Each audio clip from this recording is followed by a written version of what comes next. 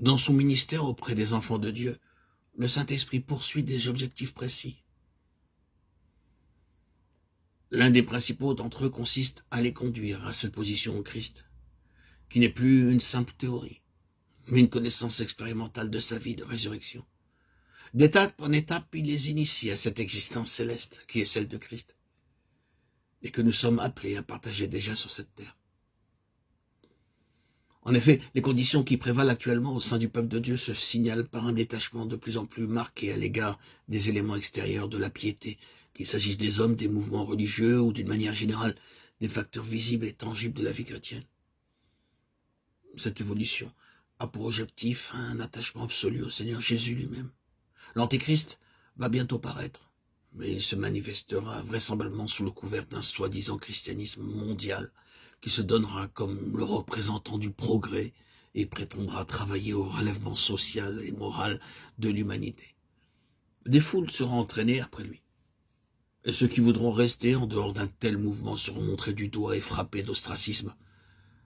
C'est en vue de ce moment-là que Dieu prend ses dispositions, en cherchant à donner au Seigneur Jésus dans la vie de ses enfants, non plus la première place ou la plus grande place, comme c'était peut-être le cas jusqu'ici, mais toute la place, de façon à rendre leur vie absolument solidaire de la sienne. Ils sont nombreux, hélas, ceux qui trouvent leur vie dans le travail, dans les œuvres, dans les mouvements religieux, dans les églises ou les sociétés, dans les entreprises d'une sorte ou d'une autre, dans le voisinage de certaines personnalités ou dans l'intérêt que leur procure un enseignement particulier. Il leur faut l'émulation d'un programme, de quelque chose qui marche, d'une organisation qui leur fait une place dans son sein. Or, l'enseignement même évangélique, suivi pour lui-même, peut finir par décontenancer, nous laisser dans une impasse et se révéler incapable d'alimenter la vie. Le travail, il peut mener à l'épuisement et à d'amères désillusions. Les mouvements religieux, ils peuvent, même les plus spirituels, sous l'empreinte simplement humaine de ceux qui les dirigent, perdre leur puissance et devenir des terrains de discorde.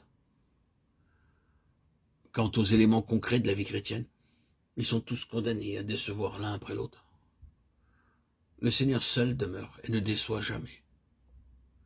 Malheureusement, l'attachement qu'on a pour lui est souvent affaire d'occasion et reste à la merci des circonstances qui l'ont inspiré. Une personne ou un groupe de personnes, un mouvement spirituel, un endroit, une œuvre, que ces points d'appui viennent à fléchir, la foi chancelle. La personne du Seigneur semble éclipsée.